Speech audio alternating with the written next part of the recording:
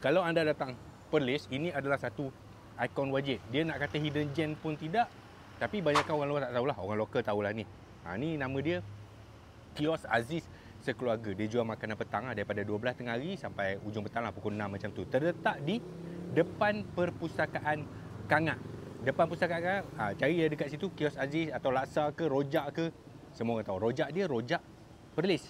Nampak ni. Rojak Perlis dia tak sama dengan rojak lain. Dia pakai rojak pada laksa. Dia punya laksa tu saiz saya.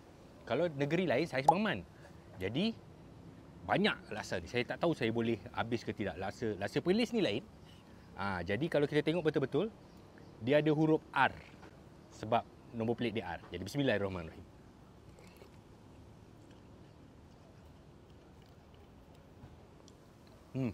Rasa lemak dia, ikan dia kan. Mantap.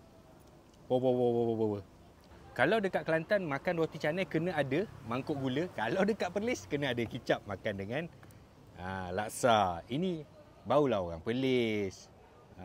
Tak tahulah apa rasa dia. Okey. Kedai ni dia famous juga dengan dia punya air anyok. Air kelapa dia. Dia orang jual lebih 100 biji satu hari lah.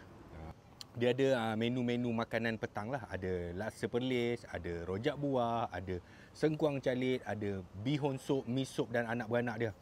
Sup dia memang best lah. Nampak dia punya, dia rebus tulang-tulang tu apa semua kan. Cuma kita dah kenyang kan. Lain kali kita makan dia punya bihun sup.